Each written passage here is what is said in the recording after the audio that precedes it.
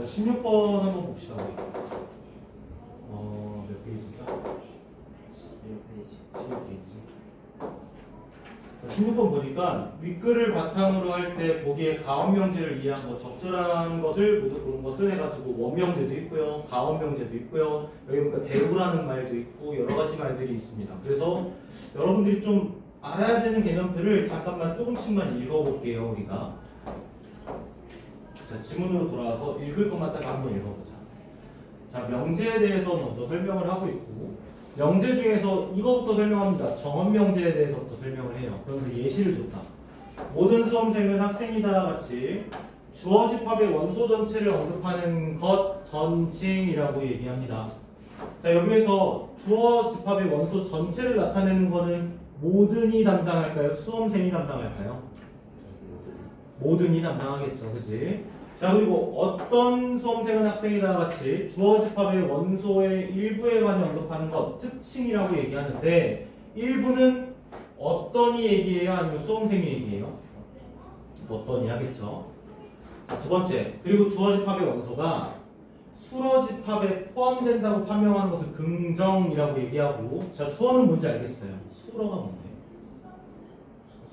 서술, 이렇게 얘기할 수 있을 거 아니야? 자, 여기 이것만 잘 읽으면 17번은 그냥 풀리는 문제기는 했습니다. 주어 집합이라고 얘기하면 요거 한번 생각해보자. 여기에서 주어 집합 한번 생각해보세요. 모든 수험생.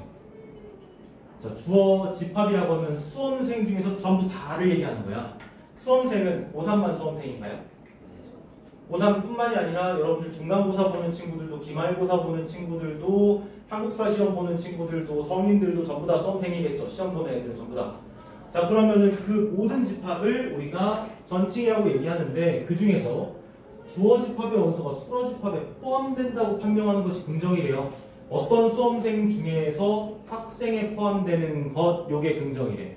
그럼 반대로 어떤 수험생은 학생이 아니다 같이 주어 집합의 원소가 수러 집합에 배제된다고 판명하는 것 부정이라고 얘기하는데요. 수험생은 엄청나게 많겠지만 그 중에 학생이 아닌 애들을 우리가 부정이라고 얘기한대요. 여기까지 일단 이해되죠? 자, 이렇게 해서 정언명제는 4가지가 나옵니다. 정언명제는 전칭 긍정의 OA명제, 전칭 부정의 E명제, 특칭 긍정의 I명제, 특칭 부정의 O명제, 이렇게 4가지 나온다고 합니다. 자, 이거 우리 문장 형식으로 다 바꿔볼 수 있어요. 어떻게 바꿔볼 수 있을까? 전칭은 어떻게 바꿔야 될까? 내가 먼저 바꿔볼게. 전칭이니까 모든 들어가야 될 거야. 모든 땡땡은 무엇이다, 이렇게 이다가 들어갈 거야. 그치? 자, 전칭 부정은 어떻게 바꿀까요? 모든 땡땡은 무엇이 아니다, 이렇게 나와야 될 거고요. 특칭은 어떤 땡땡은 무엇이다. 얘는 어떤 땡땡은 무엇이 아니다, 이렇게 나와야겠지. 여기까지는 너무 쉽잖아. 그치? 자, 정언명제들 사이에서 관계에 대해서 설명하고 있는데 16번을 풀려면 얘는 사실 필요가 없었습니다. 여기 넘어갈게요. 자, 다음 합성명제 중에서는 만일 A라면 B다라는 형태를 가진 문장을 가언명제, 조건명제라고 이야기한다. 얘가 조건명제예요. 우리가 이거 딱 봤을 때 만일 A라면 이걸 지금 가정하고 있는 거잖아. 자, 그래서 여기가 조건이래. A를 조건, 그리고 B를 결론, 이렇게 얘기한다. 자, 이런 조건이 있을 때 이런 결론이 나온다, 이렇게 얘기를 한대요. 그런데 만일 B가 아니면 A도 아니다 라는 문장을 원명제 대우라고 한답니다. 대우 만드는 방법이 어떻게 돼요? 그냥 단순하게 not A, not B 이런가요? 어떻게 바꿔야 되지? 각자에다가 마이너스 값을 붙이고 B를 A로, A를 B로, 이런 식으로 순서를 좀 바꿨어야지 맞겠죠, 대우 명제는. 자, 이걸 표현하면 이렇게 되는데 not B는 not A, 이렇게 표현할 수 있다고 합니다. 그리고 이 문장을 좀 자세하게 읽었어야지 16번이 풀려요. 이때 원명제가 참이라면 대우명제도 참이 된다. 원명제가 거짓이면 대우명제 역시 거짓이 된다. 자, 그럼 원명제와 대우명제는 진리값이 똑같다는 거야. 참, 거짓, 진리값이 무조건 똑같이 따라가야 된다는 거야. 여기까지 일단 이해됐죠? 16번 한번 풀어보세요. 자, 16번 보니까 이렇게 나와 있습니다. 원명제예요. 만약 어떤 사자가 풀을 먹지 않는다면 모든 사자는 풀을 먹지 않는다. 자, 이거는 조건명제가 맞나요? 네. 만약 뭐뭐라면 이렇게 있으니까요. 그럼 여기서 조건이 이거고요. 결론은 요게 되겠죠. 결론. 자, 그래서 조건과 결론을 가진 조건 명제를 우리가 지금부터 한번 생각해 봐야 돼요. 여기에서 대우 명제를 요구하니까 대우 명제로 좀 바꿔봐야 될 것 같아요. 일단 조건을 우리가 여기에서 A와 B 이렇게만 하면 문제가 풀릴까요? A라면 B이다 이렇게 하면 문제 풀리나요? 자, 형식을 한번 보자. 만약 어떤 사자가 풀을 먹지 않는다면이잖아요 지금. 자, 그럼 여기는 처음에 A가 아니라 뭘로 바꿔줘야 돼요? 처음에 않는다면이니까 마이너스 값이니까.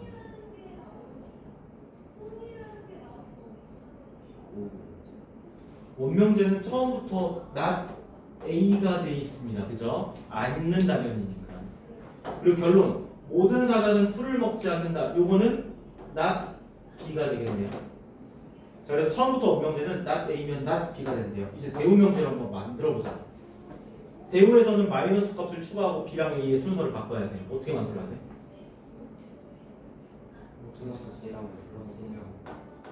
B라면 A다. 이렇게 바꿔야겠죠. 자, 요거대로 한번 바꿔보세요, 여러분들이. 어떻게 바꿔야 돼? 모든 사자가 풀을 먹으면 어떤 사자는 풀을 먹는다. 이게 여러분들이 만든 대우입니다. 자, 이러면 문제가 답이 나오나요? 이런 답이 안 나오지 않아요? 한번 해보자. 이렇게 하면 답이 나오는지 한번 생각해보자. 원명제의 조건은 오명제이며 조건이 이거예요. 그리고 오명제가 특징 부정이에요. 그러니까 특징 부정인지 한번 생각해보자. 어떤이니까 특징이다. 그치? 않는다면이니까 부정이다. 맞네 여기는. 자, 대우명제의 조건은 I명제이다. 맞는지 볼까요? I명제는 특징 긍정이에요.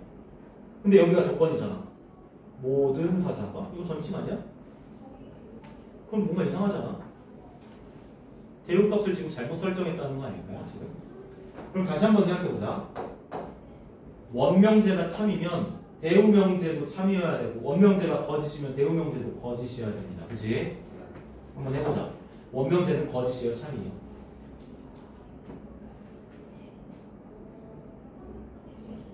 거짓. 거짓. 왜 거짓인지 알겠어?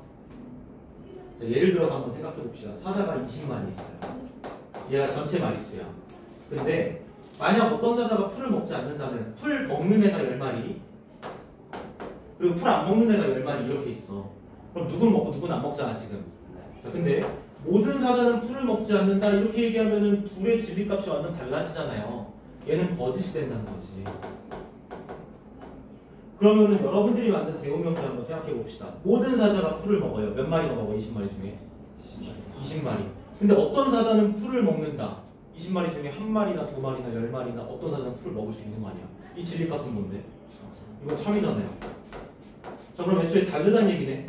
진리값이. 그럼 지금부터 원명제에 있는 대우명제를 거짓으로 바꿔줘야 돼요. 이제.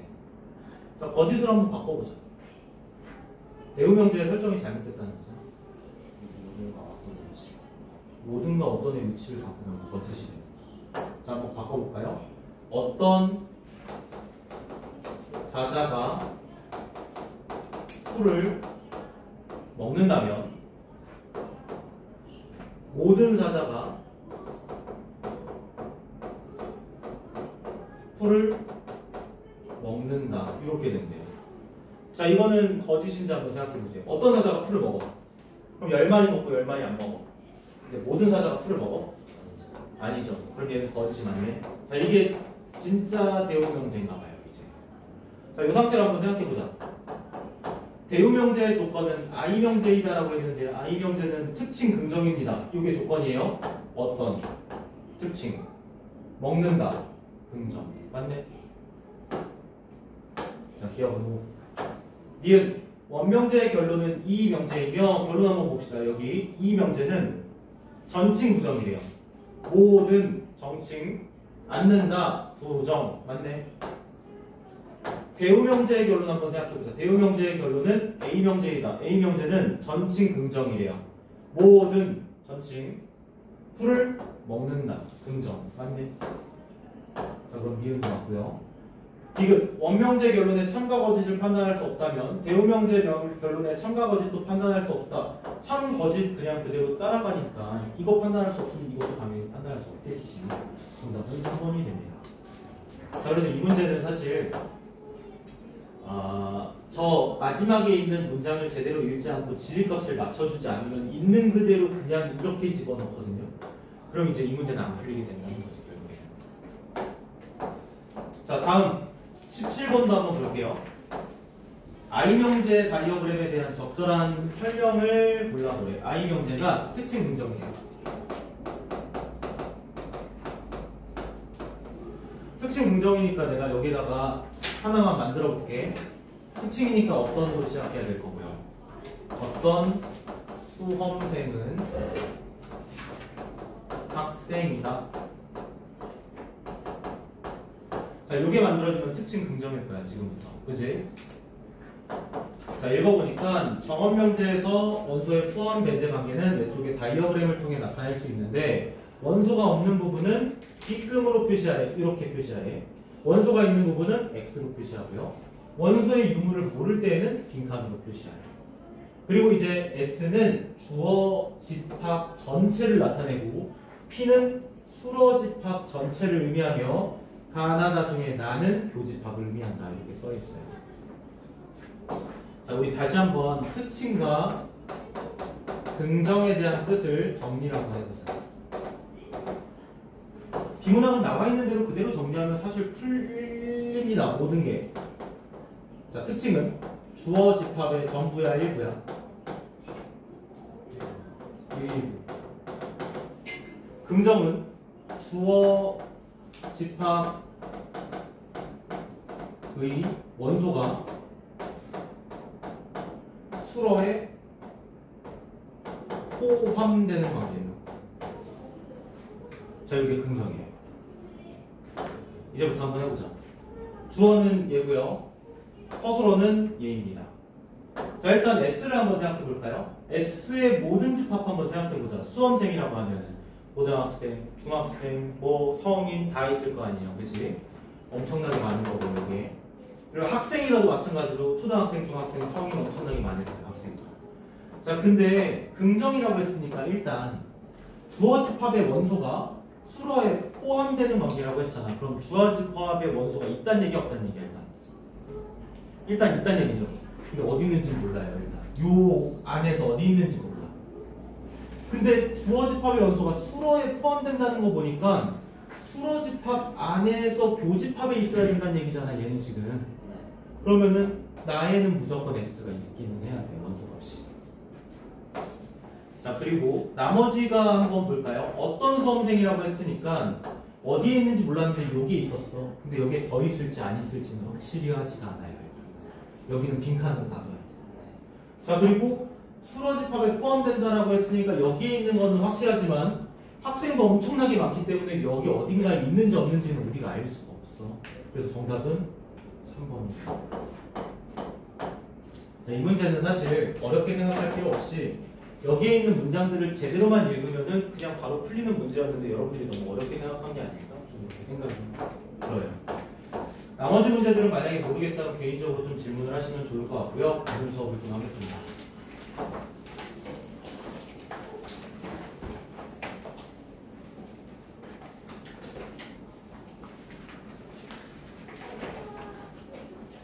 자, 오늘 수업은 13페이지고요.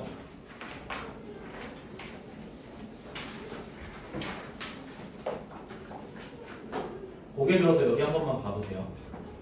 오늘은 위크 10에 있는 13페이지를 좀 볼 건데 저번 시간과 다르게 여러분들이 가장 어려워하는 사회지문에서 법지문입니다. 둘 다. 첫 번째는 행정입법이라는 법지문이고요. 두 번째는 계약이라는 법지문이에요. 여러분들 엄청 어려워하죠. 자, 근데 한번 생각해봐. 2018년 11월 고3이라고 되어 있다. 얘는 수능이에요. 그리고 얘는 2009년이에요. 여러분들 2009년하고 2018년하고 누가 더 어려울까요? 비문학이 어떤 게?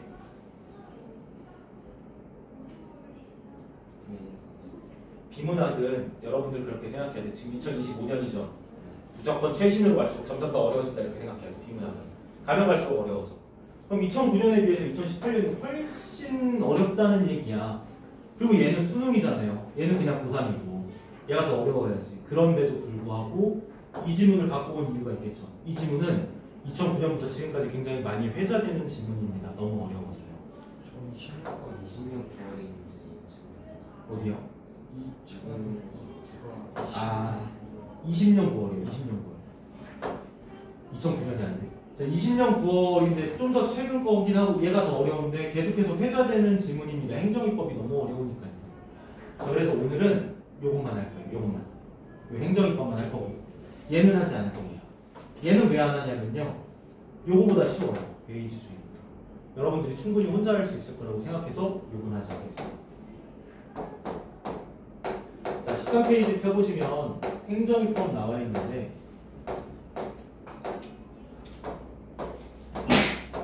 첫 번째 문단부터 우리가 따로따로 끊어서 읽을 거고 첫 번째 문단에는 항상 얘기하지만 첫 번째 문단에 여러분들이 시간을 2분을 쓰든 3분을 쓰든 상관없어요. 무조건 첫 번째 문단에서 중심화제 뽑아내고 앞으로 전개될 내용 예측하고 이런 것들 다 해야 되니까 최대한 좀 자세하게 첫 번째 문단을 한번 읽어봤으면 좋겠습니다.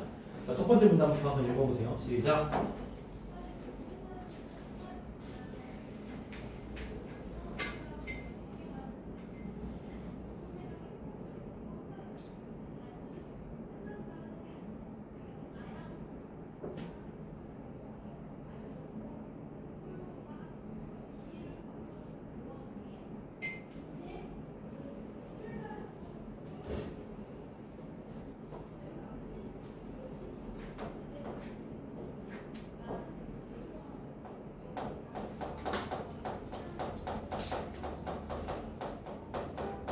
여러분들 읽으세요. 난 쓸 거니까.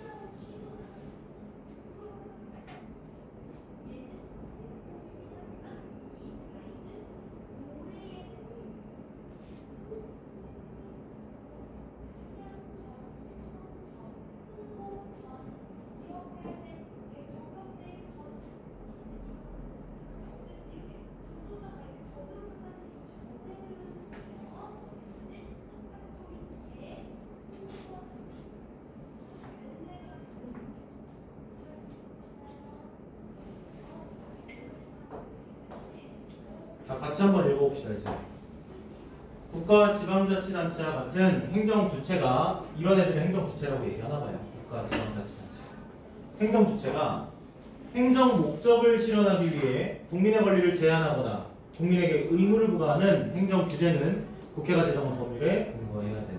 자, 이거 한번 생각해보자. 행정주체가 행정 목적을 실현하기 위해서 이런 것들을 하는데 국민의 권리를 제한, 국민에게 의무를 부과, 그리고 그걸 우리는 행정규제라고 부릅니다.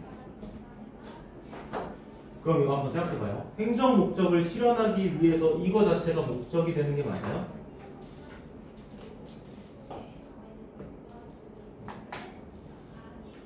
행정 목적을 실현하기 위해서 한대잖아, 얘네는. 그럼 이게 목적이야? 국민의 권리 제한이? 뭔데? 수단이겠지. 얘는 수단이나 방법이겠지. 그리고 그걸 행정규제라고 하는데 누가 하는데? 행정 주체가 안 돼요. 자, 행정 주체가 하는 걸 행정 규제라고 얘기하는데 어디까지나 이건 국회가 제정한 법률에 근거해야 된다. 왜요? 국회가 법을 만드는 입법부잖아요. 얘네한테 근거해야 된대. 이거 벗어나면 행정 규제는 안 된대. 그러나 국회가 아니라 대통령을 수반으로 하는 행정부나 지방자치단체와 같은 행정기관이 제정한 법령인 행정 입법에 의한 행정규제의 비중이 커지고 있다. 여러분들이 읽다 보면 이게 중심화제라는 거 파악할 수 있었을 겁니다. 행정입법이에요. 자, 얘네는 행정부나 행정기관이 제정한 거야. 국회가 제정한 게 아니라 행정부나 행정기관이 제정한 거. 그리고 그 규제의 비중이 커지고 있대. 왜요? 여기 설명하겠죠. 드론과 관련된 행정규제 사항들처럼 첨단 기술과 관련되거나 상황 변화에 즉각 대처해야 하거나 개별적 사항을 반영하여 규제를 달리해야 할 때 이런 사항들이 늘어나고 있기 때문에 행정규제 비중이 커지고 있대. 그럼 한번 생각해보자. 이런 사항들이 늘어나고 있기 때문에 커지는 이유는 행정규제가 이런 사항들을 처리하는데 뭐보다 더 유리하기 때문에.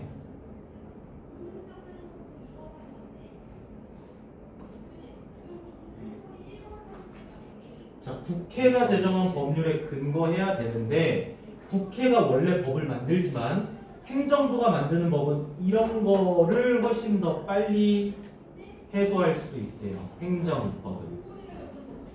행정기관은 국회에 비해 이러한 사항들을 다루기에 적합하다. 국회보다 행정기관이 이러한 사항들을 다루기 더 적합하대요. 첨단기술, 상황변화, 개별적 상황, 관리 이런 것들이 더 적합하대. 자, 그럼 국회가 유연해요? 행정기관이 유연해요? 행정기관이 더 유연한 대처가 가능하다. 이렇게 좀 방향성을 잡고 읽으면 좋겠죠. 자, 다음 두 번째부터는 이제 행정입법의 유형 나올 건데요. 여기가 어렵거든요. 이 문단이. 여기 자세하게 한번 읽어보세요. 시작.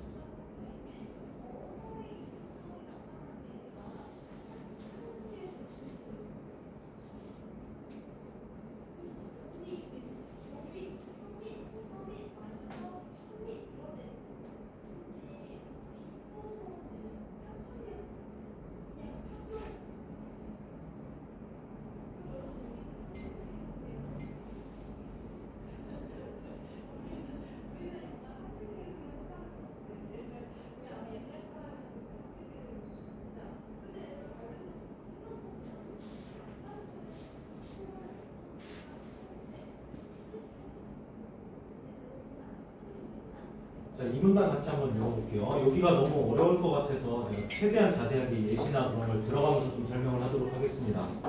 자, 행정입법의 유형에는 위임명령, 행정규칙, 조례 등이 있다. 여러분들 비문학 읽다 보면 이렇게 나열되어 있는 경우에 이 문단에서 지금 얘기하고 있는 게 위임명령이잖아요.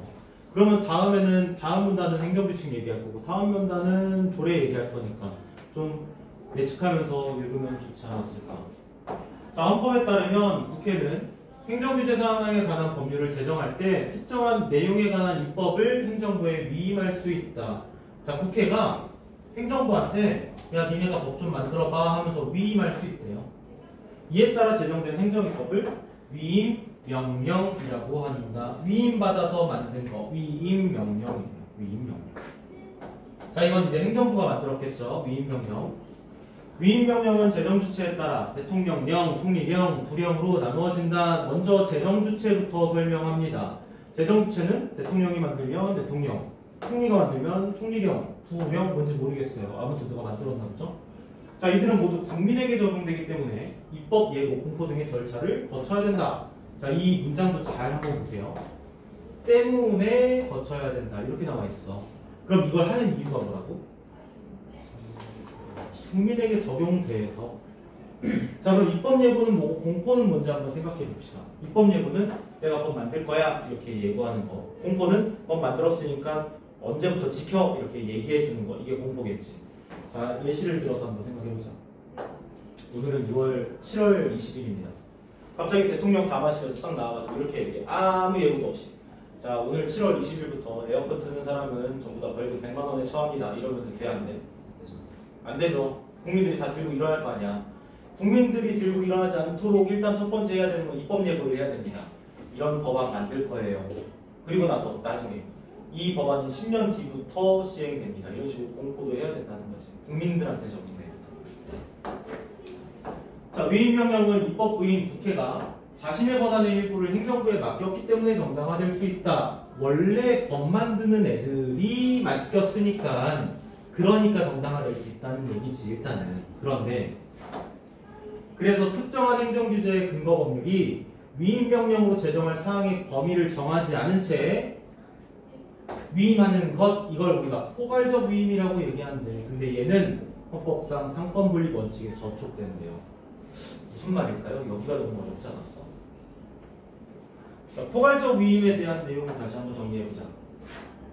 포괄적 위임은 국회가 행정부한테 맡길 때 범위를 안 정해주고 그냥 맡기는 거예요. 니네가 알아서 해 하고 그냥 맡기는 거예요. 이게 포괄적 위임이야. 근데 이거는 상권분립 원칙에 저촉되는데 상권은 뭐가 있는데 우리나라에? 입법, 행정, 사법이 있습니다. 입법은 법 만드는데 사법은 법 집행하는데 얘는 몰라요 나도. 아무튼 뭐 3개 있겠죠. 자, 근데 여기에서 입법부가 이렇게 맡길 때 얘네가 아무런 무언가를 주지 않고 그냥 범위를 주지 않고 맡겼다고 생각해봐. 그럼 누가 불리할까요? 누가 불리해? 행정부가 불리해? 입법부가 불리해? 입법부가 불리해지지 않을까? 예를 들어서 한번 생각해보자. 자, 우리나라에서 청년의 나이를 알고 있나요? 법정 나이? 찍어보세요.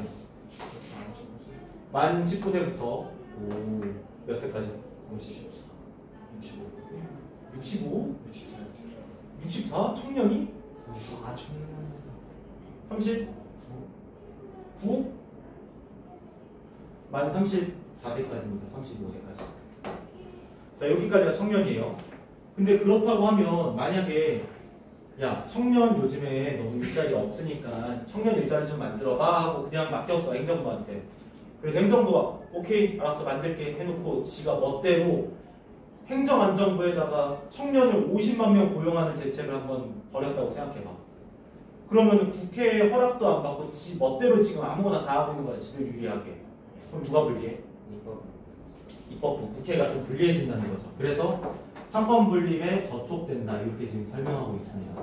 범위를 정해줘야 되는데 위임된 행정규제 사항의 대상을 위임근거 법률의 내용으로부터 예측할 수 있어야 된다는 것이다. 자, 위임된 행정규제 사항은 위임명령이고요. 위임근거 법률은 국회가 만드는 거야.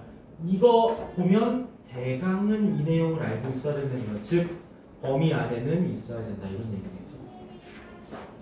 다만 행정규제 사항의 첨단기술 관련성이 클수록 위임근거 법률이 위임할 수 있는 사항의 범위가 넓어진다. 무슨 말인지 한번 생각해 볼게요. 이 범위를 안 주면 포괄적 위임이 돼요. 그리고 이 범위를 주면 포괄적 위임은 아니야. 근데 만약에 드론 같은 사항에 관해서는 국회가 좀 잘 못하겠어. 그래서 야 니네 요 정도는 허용해 줄 테니까 더 해봐. 이렇게 얘기하는 게 범위를 늘려준다라는 얘기죠. 한편 위임명령이 법률로부터 위임받은 범위를 벗어나서 제정되거나 자, 범위 지정해 줬는데 우린 여기서 만들 건데 이러면서 이렇게 만들어버렸어. 이런 효력이 없다. 첫 번째. 두 번째, 위임 근거 법률이 사용한 어프의 의미를 확대하거나 축소해서 제정하면 효력이 없다. 자, 청년 아까 34세까지라고 했잖아요. 근데 국회 행정부가 지 맘대로 청년은 지금부터 65세까지입니다. 이러고 그냥 만들어버렸어. 그러면 안 된다는 거지. 이렇게 사용하면 법적 근거가 날아간다. 이렇게 설명하고 있습니다. 자, 두 번째, 이제 세 번째 문단은 행정규칙에 대해서 설명할 건데요. 우리 아까 이 문단에서 위임명령 다음에 행정규칙이 있잖아, 여기에. 그러면은 얘랑 뭘 물어볼까? 어떤 내용이 주로 전개될까? 공통점과 차이점이 있겠죠, 분명히. 공통점과 차이점을 여러분들이 머릿속에서 좀 정리하면서 읽는 습관이 좀 있어야 합니다. 그렇게 좀 읽어보세요. 시작.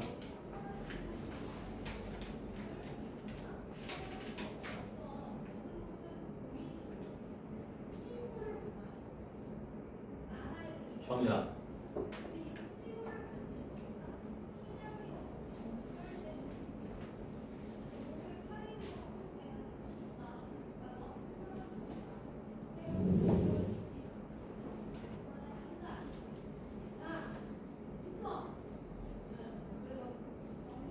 피자야.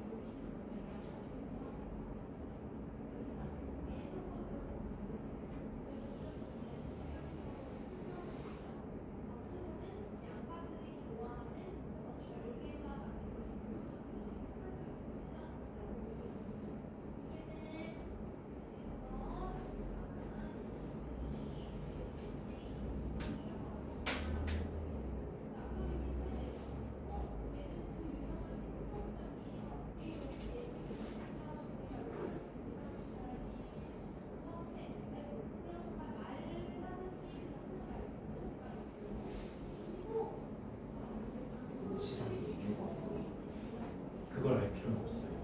나도 모르니까요. 근데 풀리잖아.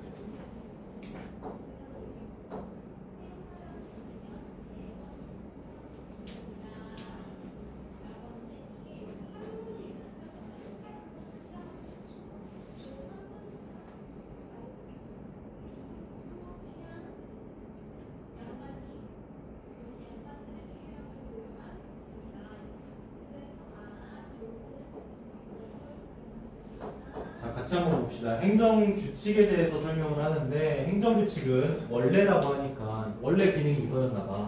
행정부의 직제나 사무처리 절차에 관한 행정입법으로서 고시, 예규 등이 여기에 속한다. 행정규칙에 속하는 것들이 고시, 예규래요. 뭔지는 몰라요, 사실. 그냥 고시, 예규는 행정규칙이구나 생각하시면 돼요. 자, 원래는 행정부의 직제는 사무처리 절차에 관한 행정입법이었대. 행정부의 직제가 뭐냐면 행정부는 무슨 부장실이 있고 사장실이 있고 과장실이 있고 이런 것들 직제를 나타내는 것들, 편제, 직제 이런 것들. 또는 사무처리 절차, 마이쮸 200박스 사기로 했어, 무식으로.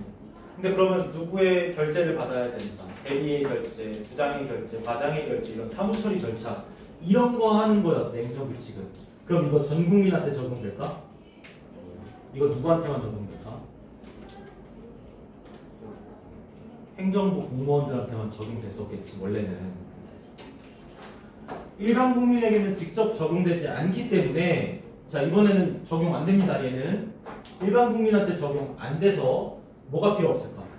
우리 이 문단에서 일반 국민한테 적용되면 뭐가 필요하다 했어?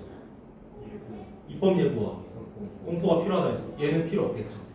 자, 법률로부터 위임받지 않아도 유효하게 제정될 수 있고 얘는 위임이 필요가 없대요. 애초에 법률에 근거할 필요가 없지. 지들끼리 하는데. 그리고 위임명령 제정 시와 동일한 절차를 거칠 필요가 없다. 이것도 그냥 입법 예고 공포 이렇게 주면 되는 거. 일부러 여러분들 잘 안 하고 나 이렇게 써놓은 거잖아. 동일한 절차. 이게 뭔지는 잘 파악하고 있어야겠죠. 입법 예고나 공포. 그러나 행정규제 사항에 관하여 행정규칙이 제정되는 예외적인 경우도 있다. 자, 여러분들 비문학 좀 잘 읽을 수 있는 친구들은 이렇게 좀 생각했을 것 같아요. 아, 행정규칙은 행정부의 직제나 사무처리 절차가 하나, 행정규제 사항에 관한 행정규칙이 하나. 사실 두 개로 나눠져 있었구나. 좀 이렇게 생각을 했었어야 됩니다. 자, 행정규제 사항에 대해서 규칙이 제정되는 예외적인 경우가 있는데요. 여러분들 1문단에 행정규제가 뭔지 정의가 나와 있어요. 다시 한번 읽어볼래요. 뭐라 써있어요? 행정규제가?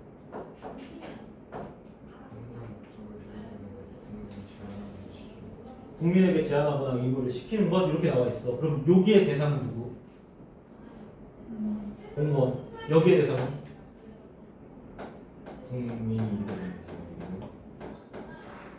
자, 국민이 되니까 지금부터 필요한 것들이 있을 겁니다. 법에 위임 받아야 될 거고요. 입법 예고도 좀 거쳐야 되지 않을까. 자, 행정규제 사항에 대해서 이렇게 설명하고 있어요. 위임된 사항이 첨단 기술과의 관련성이 매우 커서 위임명령으로 대응하기가 어려워 불가피한 경우, 아, 위임명령이 먼저구나. 근데 그걸로는 안 되는 경우에만 행정규칙 요거 쓰는구나. 위임근거 법률이 행정입법의 제정주체만 지정하고, 주체는 필요하네. 일단 주체는 필요해요. 행정입법의 유형을 정하지 않았다면 위임된 사항이 고시나 예규로 제정될 수 있다. 고시 예규가 뭐라고요? 행정규칙이라고요. 자, 그리고 위임된 사항이라고 했으니까 위임이 있었다는 거야, 없었다는 거야? 국회로부터의 위임이 있었다라는 얘기죠. 아까 사무처리 절차는 없었잖아. 얘는 있어요. 왜? 국민한테 적용되니까. 이런 경우 행정규칙은 위임명령과 달리 입법예고 공포 등을 거치지 않고 제정된다. 이거는 차이점이죠. 이거 원래 거쳐야 되는데 불구하고 왜 이렇게 적어주냐. 얘는 안 거치니까 여러분들이 이거 안 적어주면 당연히 거친다고 생각할 거니까. 얘는 안 거친대요. 이거 필요 없대. 자, 그럼 행정규칙은 입법예고와 공포가 어떠한 경우에도 필요 없다. 대신 위임은 좀 갈린다. 그리고 적용 대상도 좀 갈린다. 이렇게 좀 생각을 했어야겠죠. 자, 다음 마지막 조례입니다. 빨리 한번 읽어보세요.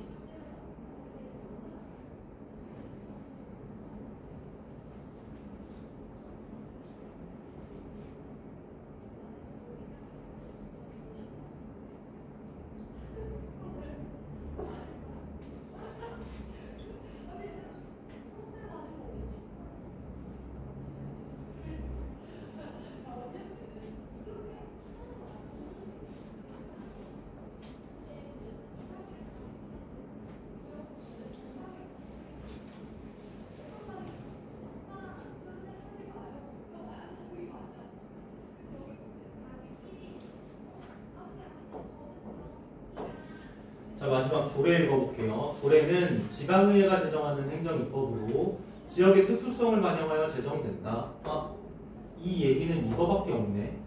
지역의 특수성은 조례만 하나 보네. 왜요? 지방의회가 지정하니까요. 뭐 화정에 있는 거 덕양구청 같은데, 아니면 원당에 있는 거 고양시청 같은데, 이런 데들은 지역의 특수성을 당연히 반영하겠죠. 지역에서 발생하는 사안에 대해 적용된다. 자, 여기까지 잠깐 읽었을 때 여러분들 1문단 다시 한번 가보세요. 자, 1문단 보시면 드론과 관련된 행정규제 사항들처럼 첨단기술과 관련되거나 라고 되어 있잖아요. 이거는 세 가지 행정입법 중에서 뭘로 처리할 수 있어? 행정규칙과 위임명령으로도 처리할 수 있습니다. 두 번째, 상황변화에 즉각 대처해야 하거나, 이거는 뭘로 처리할 수 있는데? 이거는 행정규칙으로 적용하겠죠. 빨리 즉각 대처해야 되니까. 개별적 사항을 반영하여 규제를 달리해야 되는 경우, 이건 뭘로 해? 이건 조례로 하겠죠. 1문단에 다 들어가 있잖아요, 사실. 자, 조례는 지역의 특수성을 반영한다. 재정주체가 지방자치단체의 기관인 지방의회라는 점에서 행정부가 제정하는 위임명령, 행정규칙과 구별된다. 아, 얘는 행정부가 적용하는구나, 행정부. 얘는요, 지방의회예요. 두 개가 차이점이지, 주체가. 조례도 행정규제 사항을 규정하려면 법률에 위임에 근거해야 된다. 얘도 위임 필요하구나. 왜? 누굴 대상으로 하니까? 국민을 대상으로 하니까.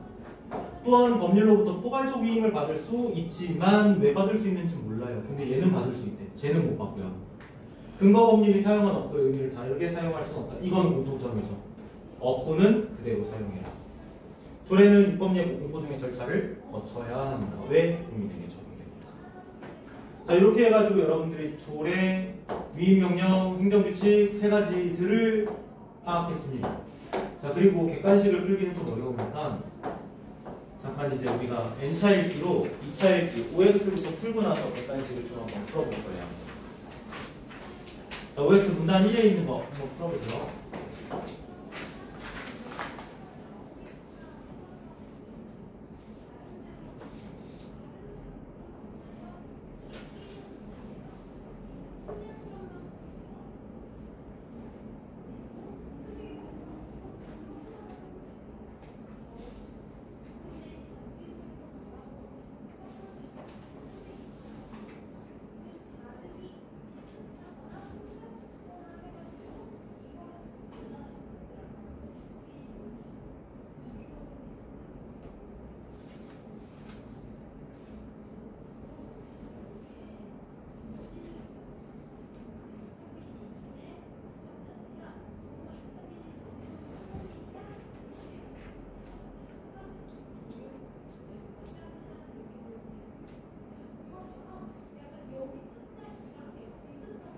자, 요거는 쉬우니까 바로 한번 보자.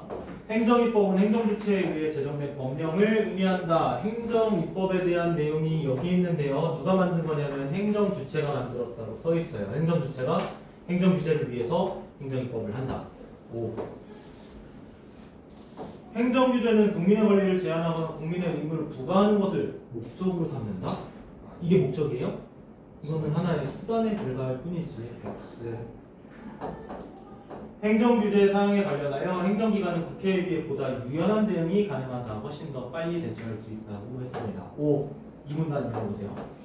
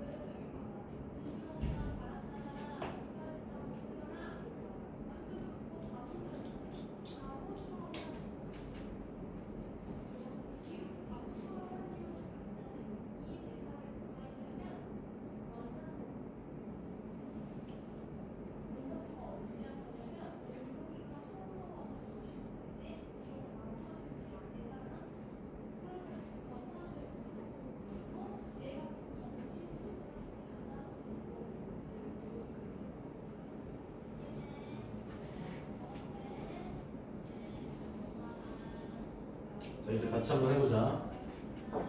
다시 5번. 위임명령을 재정주체에 따라 구분할 때 국민에게 적용되는 것과 아닌 것으로 구분할 수 있다. 그러니까 위임명령은 주체에 따라서 대통령령, 총리령, 부령으로 나누어지는데 모두 국민에게 적용된다라고 써있네요. 그러면 국민에게 적용 안 되는 건 없다. 국회는 행정규제 사항에 관한 법률을 제정할 때 모든 내용에 관한 입법을 행정부에 위임할 수 있다. 맞을까요? 틀릴까요? 만약에 모두 위임해버리면 범위도 안 정해지면 어떻게 될까? 이제 포괄적 위임이 되기 때문에 상권 분리에 저쪽 되겠죠. 안 돼요. 위임 근거 법률이 행정부에 포괄적 위임을 하지 않는다면 그에 따라 제정된 위임 명령은 언제나 유효하다. 맞아요? 틀려요? 틀려요. 언제는 안 될까요? 만약에 포괄적 위임을 안 한다 하더라도 범위를 벗어나거나 업구의 의미를 확대 축소하면 효력이 없어진다. 이렇게 생각하고 있으면 안 되겠지. 자, 위임 명령은 위임 근거 법률이 사용한 업구의 의미를 그대로 사용해야만 한다. 이거는 문장이 그대로 있으니까 오고요. 행정규제 사항의 첨단 기술 관련성이 매우 크다면 범위를 벗어나는 거 된다 안 된다? 이런 내용은 애초에 없네요. X. 자, 문답 3번 한번 풀어보죠.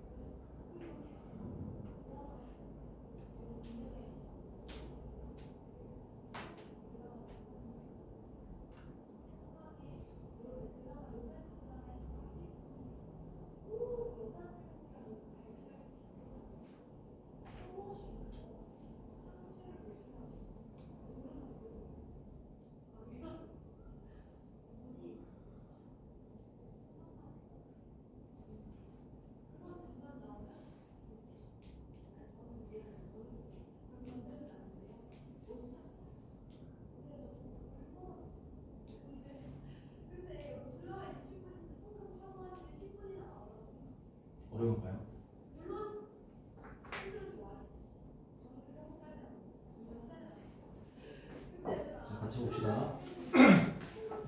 행정규칙은 일반 국민에게 직접 적용되지 않는다. 여기에서 모든이 있는 이유는 행정규칙이 사실 두 가지로 나눠져 있었기 때문에 모든이 붙어 있었겠죠. 자, 이거부터 한번 정리해보자. 행정부의 직제와 사무처리 절차의 경우에는 이거 법률에 위임 필요해요? 필요하지 않아요? 이건 위임이 필요하지 않다고 나와 있고요. 얘는 필요하다고 나와 있어요. 왜일까? 얘는 국민에게 적용이 안 돼. 안 되고요. 얘는 국민에게 적용이 되기 때문에 이렇게 지금 설명하고 있죠. 근데 그럼 국민에게 적용되면 입법 예고와 공포를 거쳐야 되는데 얘는 특이하게 안 된다. 그럼 둘 다 입법 예고와 공포는 거칠 필요가 없다. 이렇게 지금 설명하고 있지. 이게 질문이. 자, 모든 행정규칙은 일반 국민에게 직접 적용되지 않는다. 여기 되는데요. 그지? 모든 행정규칙은 입법 예고와 공포 등을 거치지 않고 제정된다. 요거나 둘 다 마찬가지로 요거는 거치지 않는다라고 써 있습니다. 5. 일반 국민에게 직접 적용되는 행정 규제가 행정입법에 의해 이루어질 때 위임명령이 제정되는 것이 일반적이다. 원래 위임명령이 먼저고 그걸로 불가피할 때에는 행정규칙으로 적용한다. 이렇게 지금 설명하고 있었기 때문에 오겠죠? 행정규제 상황에 관한 행정규칙은 근거법률의 위임을 전제로 한다. 자, 위임을 전제로 한다. 뭐가? 행정규제 사항에 대한 전체가 아니라 행정규제 사항에 대한 건 위임을 근거로 하기 때문에 뭐가 될 거고요.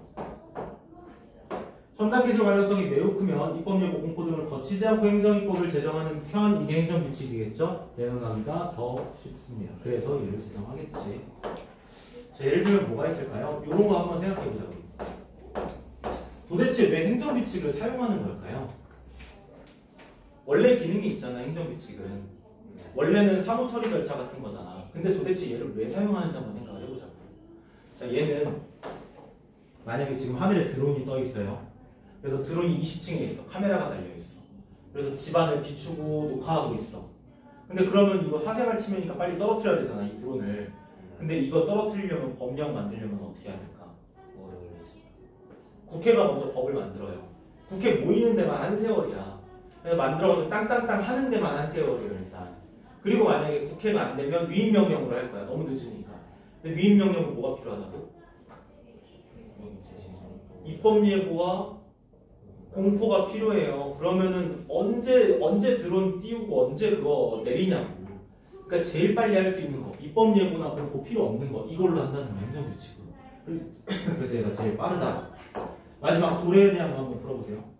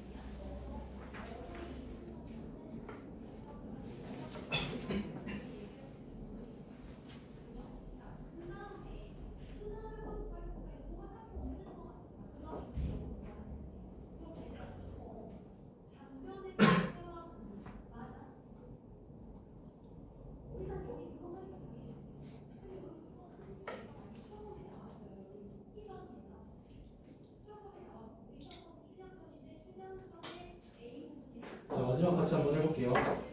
조례는 행정부가 제정한 위임명령 행정규칙과 달리 지역의 특수성을 반영한다. 이거 지역의 특수성은 얘밖에 안 나와 있었잖아. 조례밖에.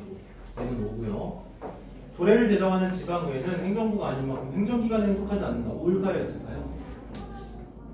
X인데요. 왜 X인지 근거를 어디서 찾았어? 3문단만 가지고 근거 찾을 수 있나요? 그럼 근거를 우리가 어디서 찾아야 될까? 1문단에서 찾아야 돼요. 자, 1문단 다시 한번 읽어볼까? 자, 국회가 아니라 대통령을 수반으로 하는 행정부나, 그럼 행정부가 만드는 게 뭐라고요? 행정입법. 행정입법 중에서 위임명령과 행정규칙 이거는 행정부가 만든대요. 3문단에 나와있죠. 그리고 지방자치단체와 같은 행정기관이 제정한 것. 그럼 지방자치단체는 행정기관이다. 조례는 지방의회가 지정했는데 지방의회는 지방자치단체랍니다. 그럼 얘는 행정기관이라는 얘기 아니야? 그래서 행정기관에 속한다. X가 되고요. 행정규제사항을 규정하는 모든 행정입법은 법률의 위임에 근거해야 된다. 자, 행정규제사항을 규정하는 거. 첫 번째, 위임명령. 두 번째, 조례. 그리고 세 번째, 행정규칙 중에서 이거 둘 중에 뭐? 행정규제사항. 둘 중에 뭐예요? 2번. 행정규제사항을 규정하는 경우. 둘, 셋 다 전부 다 법률의 위임에 근거해야 됩니다. 자, 어떤 유효한 행정입법이 포괄적 위임에 의한 것이라면 이는 조례일 수밖에 없다. 포괄적 위임 두 개 얘기했어요. 하나는 위임명령, 하나는 조례. 근데 위임명령은 포괄적 위임 된다, 안 된다? 조례는 된다, 안 된다? 된다. 조례는 위임근거 법률이 사용한 업무임을 확대하거나 축소하는 식으로 제정되어도 효력이 있다. 아니요.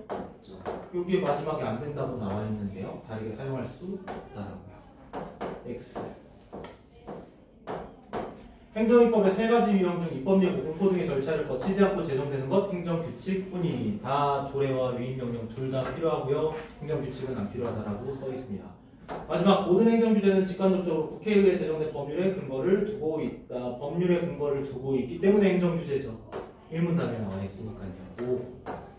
자, 이렇게 해서 OX까지 풀어봤으니까 여러분들이 한번 읽었죠. 내가 한번 읽었죠. OX 풀면서 여러분들이 한번 더 읽었죠. 내가 한번 읽었죠. 4번 읽었다 이제. 자, 이제 객관식 풀 수 있겠다 이제. 자, 객관식에서 쉬운 거는 제외하자고요 이제. 쉬운 거 말고 어려운 거 두 개만 딱 풀어볼게요. 37번하고 40번. 오답률이 높았습니다. 당시. 37번, 40번 지금부터 한번 풀어보세요.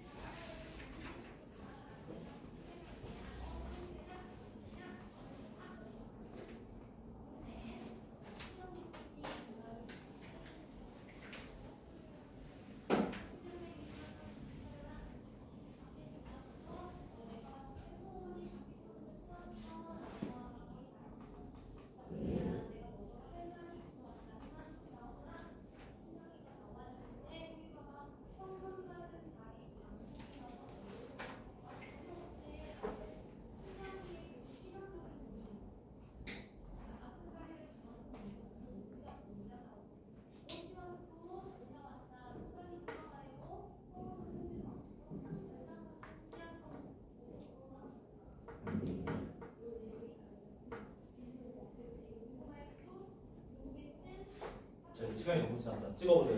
빨리.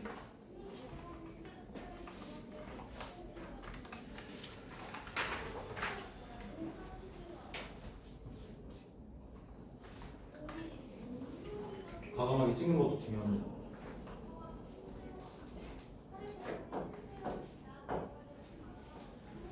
자, 37번 봅시다. 윗글의 내용과 일치하는 것은 얘는 내가 지금 돌아다니면서 보니까 그래도 꽤 많이 맞은 것 같아요. 정답은 2번입니다. 자, 나머지가 아닌지 왜 한번 생각해보자. 행정위법에 속하는 법령들은 재정 주체가 동일하다. 얘네는 행정부고요. 얘네는 행정기관이라고 했는데 주체가 다르네. 2번 행정위법에 속하는 법령들은 모두 개별적 상황과 지역의 특수성을 반영한다. 아니요. 지역의 특수성은 조례만. 행정위법에 속하는 법령들은 모두 정당성을 확보하기 위해 국회 위임에 근거한다. 위임에 근거하지 않는 게 하나 있는데 어떨 때지? 행정규칙 중에서도 첫 번째 거 행정부의 직제나 사무처리 절차에 관해서는 위임을 안 한다. 4번 행정규제 사항에 적용되는 행정위법은 모두 포괄적 위임이 금지되어 있다. 아니요. 조례는 포괄적 위임할 수 있는데요. 그래서 5번이 정답입니다. 행정부가 국회보다 신속히 대응할 수 있는 거 행정위법이다. 자, 40번 내가 돌아다니면서 봤더니 얘는 맞춘 친구가 거의 없는 것 같아요. 사실은. 그리고 보다 보니까 느낀 점은 여러분들 왜 여기에다가 이게 뭔지 잘 안 쓰나요? 내가 지금 보니까 쓰는 친구 딱 2명밖에 못 봤거든요. 왜 안 쓰나요? 그럼 문제 풀다가 헷갈리지 않을까? 언젠가는? 이거 쓰는데 한 10초, 15초밖에 안 걸리는데 좀 쓰는 게 좋지 않을까요, 여러분들? 한 글자라도 좀 적으세요. 자, 적절한 거 한번 골라보래. 갑이 현수막 걸려고 했는데 시청에서 이런 메일이 왔대. 5개 광고물 등의 관리와 5개 광고 산업진흥에 관한 법률 3조라고 왔대요. 여기 법률이라고 써있잖아요. 법은 누가 만든다고? 국회가 만든다고요. 그럼 이건 국회가 만든 근거 법률일 거예요. 그리고 이 근거 법률에 따라서 행정입법을 해야 된다는 얘기겠지. 자, 3조에 따라서 이 3조의 영향을 받는 건 이거래요. 대통령령인 5개 광고물 관리와 5개 광고 시행령이라고 나와 있습니다. 얘는 법률이 아니라 명이에요. 대통령이 만들었대. 뭔데? 위임명령이겠네요. 대통령이 만들었으니까. 명이라고 돼 있잖아요. 명령이라고 돼 있잖아요. 명. 자, 그리고 이에 따라 신고하시는데 또한 위 법률 16조에 따르면 했을 때 위 법률이 가야 나요. 가요. 법률이라고 써있잖아요. 여기 법률. 얘는 시행령이라고 써있고 가예요. 가의 16조에 따르면 이렇게 규정하고 있으니까 지방의회에서 제정한 법령에 따르세요. 자, 그럼 16조에 영향을 받는 건 지방의회 조례가 영향을 받습니다. 자, 그럼 정리해보면 똑같은 법률이긴 하지만 적용받는 게 16조랑 3조 이렇게 적용을 받는다 생각하시면 되겠죠. 자, 한번 풀어보자. 적절한 거. 1번 가의 3조의 내용에서 나의 5조의 신고 대상에 대한 광고물에 대한 구체적 내용을 확인할 수 있겠군. 일단 3조의 내용과 5조의 내용은 같아요, 사실. 그래서 여기에서 여기에 영향을 받는 건 맞아. 그리고 여기서 범위도 지정해 줬을 거야. 근데 1문단에 2문단에 뭐라고 나와 있냐면 구체적 내용이 아니라 뭐라고 나와 있죠?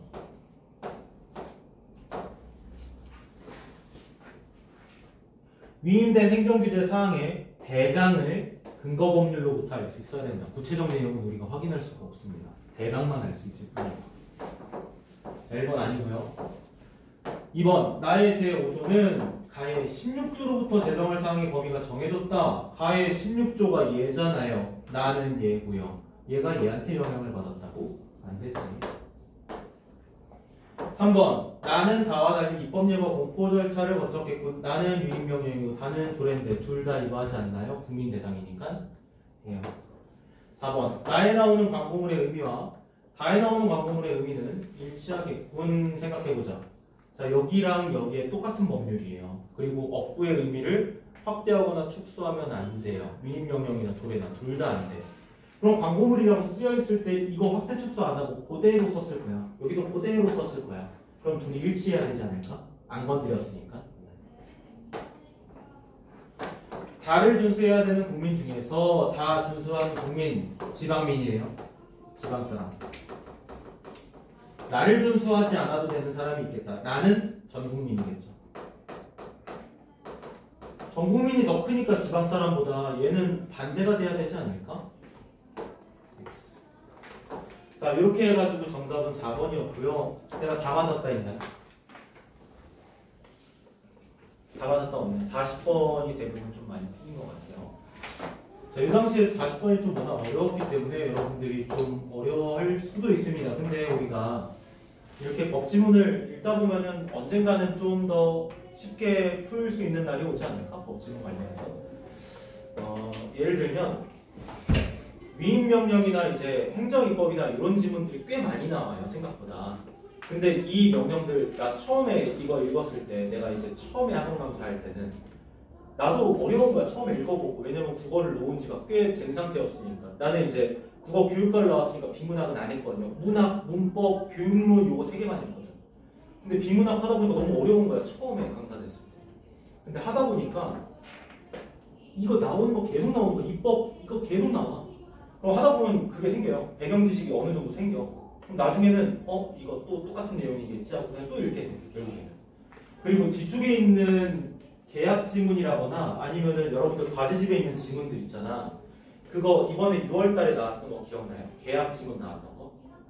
청소년의 계약에 관련된 지문. 그거 12년에 나왔던 계약 지문하고 완전 똑같거든요. 판박이에요. 그냥 완전 똑같아. 그런 것처럼 법지문 같은 건 여러분들이 어느 정도 상식만 있으면 점점 더 쉽게 풀립니다. 지금은 아직까지 어린이들이고 여러분들이 법을 잘 모르고 법적 개념을 모르니까 지금 어려운 거지. 고3쯤 되면 어렵지 않을 테니까 좀 잘 보시면 좋을 것 같습니다. 자, 뒤쪽에 있는 거는 우리가 하지는 않을 거고요. 여러분들이 얘를 읽기 위해서 뭔가 필요한 것들만 좀 정리를 할 거예요. 자, 이 지문은 여러분들 그게 없어요. 기호가 없어요. 기호가 날라갔어, 편집 과정 중에. 기호만 일단 받아 적어보자. 자, 3문단에 두 번째 줄로 가면요. 3문단의 두 번째 줄. 의뢰 채무 이렇게 써있어. 의뢰 채무가 기업이 돼요. 기업. 그리고 이쪽 오른쪽으로 넘어가면 여기 바로 이 문단에서 결국 채무는 불이행이 되었다. 이게 가예요. 가. 그리고 바로 밑에 줄에 그러한 판결은 나올 수 없다. 나올 이게 A. 그리고 마지막 줄에서 세 번째 줄 이러한 갑의 채권은 갑의 채권이 니은입니다. 자, 이렇게 해서 좀 풀어보시면 좋을 것 같고 여러분들 모르는 어휘가 있을까봐 이것만 잠깐 정리할게요. 자, 사람은 살아가는 동안 여러 약속을 하는데 계약도 하나의 약속이다. 그래서 계약과 약속의 공통점, 차이점 얘기하려고 합니다. 근데 여기에서 보니까 매도인이란 말이 나오고 매수인이란 말이 나와요. 매도인은 파는 사람이야, 사는 사람이야? 파는 사람. 셀러고요. 매수인이 파는 사람, 바이어입니다. 자, 그리고 읽다 보면 또 어려운 단어가 하나 나와요. 채무채권은 여기 다 써있으니까 판단하실 수 있을 것 같고요. 예시가 하나 있는데 갑과 을은 을이 소유한 그림 A를 갑에게 매도하는 것을 내용으로 매매계약을 체결하였다. 그러면은 판매하는 사람이 누군데?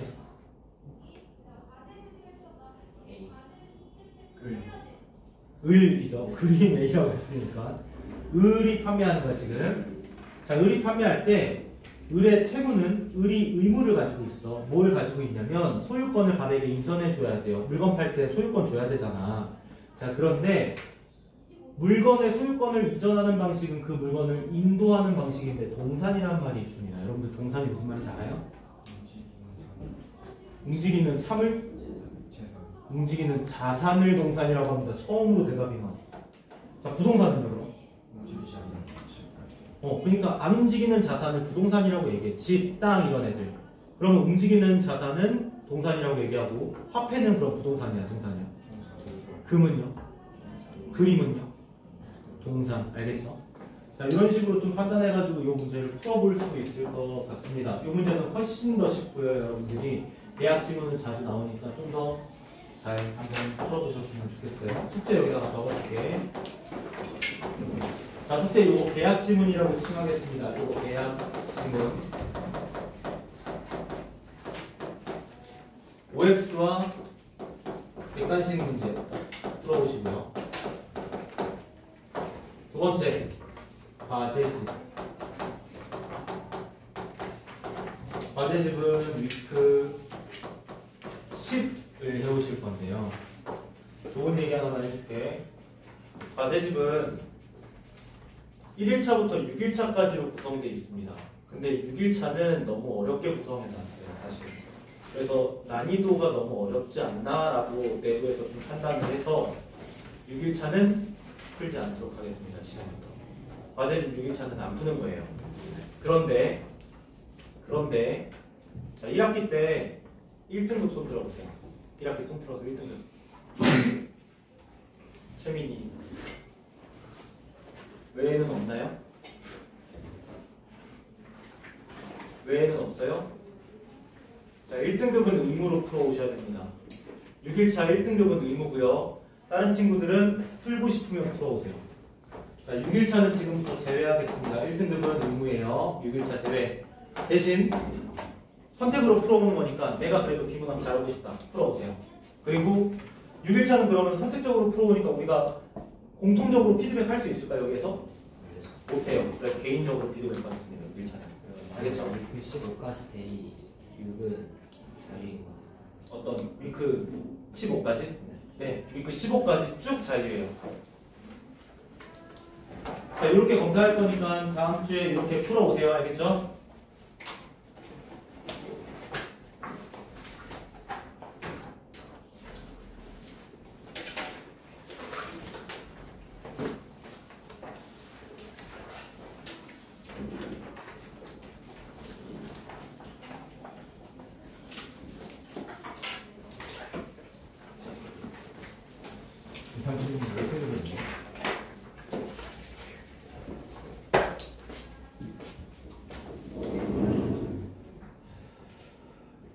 남았어?